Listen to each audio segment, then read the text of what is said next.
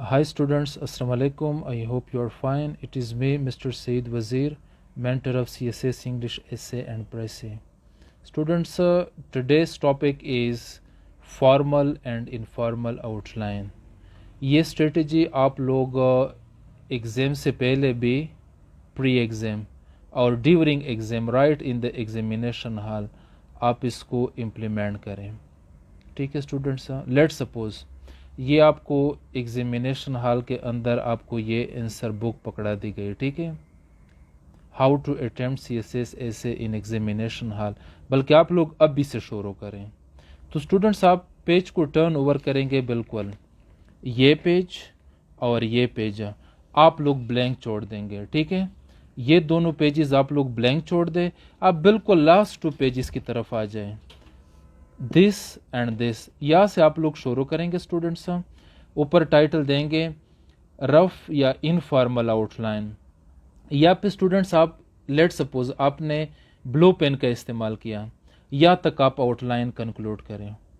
आपके पास may be के 17 points आ जाए, लेस देन 17 13 आ जाए, 23 आ जाए, 27 आ जाए, 28 आ जाए. ठीक है, लेकिन ये आपकी फॉर्मल आउटलाइन है और इस फॉर्मल आउटलाइन की बेस पे आप ऐसे को आप शुरू करेंगे. ठीक है, you have to start writing. अब स्टूडेंट्स आपने ये फॉर्मल आउटलाइन 10 मिनट में या 15 मिनट्स में आपने कंप्लीट किए, फौरन आप बिल्कुल शुरू की तरफ आएंगे. यहाँ पे आपने 2 पेजेस जो आउटलाइन के लिए छोड़े थे, आप लोग स्टूडेंट्स आउटलाइन नीट नहीं करेंगे, बल्कि डायरेक्ट आप लोग क्या करेंगे, यहाँ से आप इंट्रोडक्शन शुरू करेंगे स्टूडेंट्स. ठीक है, वो जो आउटलाइन के लिए 2 पेजेस आपने छोड़े थे वो बिल्कुल इसी तरह ब्लैंक छोड़ दे. यहाँ से आप क्या करें स्टूडेंट्स, यहाँ से आप इंट्रोडक्शन शुरू करें. इंट्रोडक्शन के 2 जो सक्सेसफुल स्ट्रेटजीज या मेथड्स हैं कि एक दफ़ा आप इंट्रोडक्शन को रफ लिख ले, लेकिन ये मैं रिकमेंड नहीं करता स्टूडेंट्स. इससे पहले आप प्रैक्टिस करें एग्ज़ाम से पहले. एग्ज़ाम में आपके पास इतना टाइम नहीं होगा कि आप बार बार रफ में करेंगे फिर नीट करेंगे. यहाँ से आपने इंट्रोडक्शन शुरू की. इवन इंट्रोडक्शन के दरमियान में से 2 सेंटेंसेस आपने लिखे, 3, आपको न्यू आइडियाज़ आएंगे. क्या आएंगे? आपको न्यू आइडियाज़ आएंगे. फौरन आप ये इनफॉर्मल आउटलाइन की तरफ फिर आएंगे ये, और फिर एक डिफरेंट पेन इस्तेमाल करेंगे. लेट सपोज यहाँ पे स्टूडेंट्स आपने रोमन नंबर 2 को क्रॉस किया, रोमन नंबर 3 को आपने रोमन नंबर 2 की जगह पे लिखा.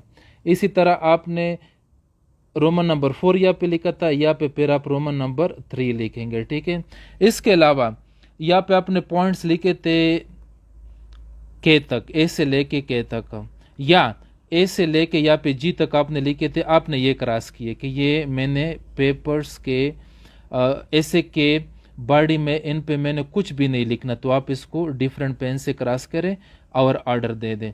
ये स्टूडेंट्स आप फिर बॉडी लिखेंगे, फिर आप कंक्लूजन तक पहुंच जाएंगे. आउटलाइन स्टूडेंट्स यहाँ से लेके ये रफ आउटलाइन यहाँ तक आपने अपडेट किए, आपने रीऑर्डर किए, आपने रीअरेंज किए स्टूडेंट्स. ठीक है, ये आपके रफ आउटलाइन है. आपने कंक्लूजन तक ऐसे यहाँ तक आपने कंक्लूड किया ऐसे को लास्ट फुल स्टॉप तक. अभी स्टूडेंट्स आप आएंगे, ये जो आपने 2 पेजेस छोड़े थे लाइक डेमोक्रेसी इन पाकिस्तान, यहाँ पे आप अपने आउटलाइन नीट करें. लेकिन स्टूडेंट्स आप कौन से आउटलाइन नीट करेंगे? ये जो आपने अपडेट किए थे, जिनको आपने रीऑर्डर किया था, रीऑर्गेनाइज किया था, तो ये स्टूडेंट्स यहाँ पे आप नीट करें. इसका फ़ायदा ये है स्टूडेंट्स कि कभी कभी हम आउटलाइन पहले से नीट करते हैं, तो टाइम की वजह से, टाइम शॉर्टेज की वजह से, या लैक ऑफ आइडियाज़ की वजह से, या किसी और वजह से हम या तो आउटलाइन को कंप्लीट नहीं कर सकते हैं टाइम की वजह से, या हमने पहले से नीट किए थे, बहुत शॉर्ट बनाए थे, तो हमने ऐसे को कंक्लूड किया और हमारे पास अभी भी टाइम है, तो फिर स्टूडेंट्स आप यहाँ पे क्रॉस नहीं कर सकते कि आप यहाँ पे क्रॉस करें और एडिट करें और चीज़ों को ऐड करें. तो इसी वजह से आप पहले रफ आउटलाइन बनाएंगे, फिर स्टूडेंट्स आप लोग रफ आउटलाइन के बाद ऐसे लिखने के बाद इंट्रोडक्शन, बॉडी, कंक्लूजन, फिर आप ये ओरिजिनल की तरफ आएंगे. या पे स्टूडेंट्स आप आउटलाइन को नीट करेंगे और ये जो आउटलाइन आपने बनाए थे आप इनको क्रॉस करें. एग्जामिनर को भी पता चल जाता है कि ये आपने रफ में किया था. तो स्टूडेंट्स आउटलाइन के लिए आप लोग कोई टेंशन ना लें, बस practice is very much important. आप लोग प्रैक्टिस करें. इंशाल्लाह सी यू नेक्स्ट. अल्लाह हाफिज़.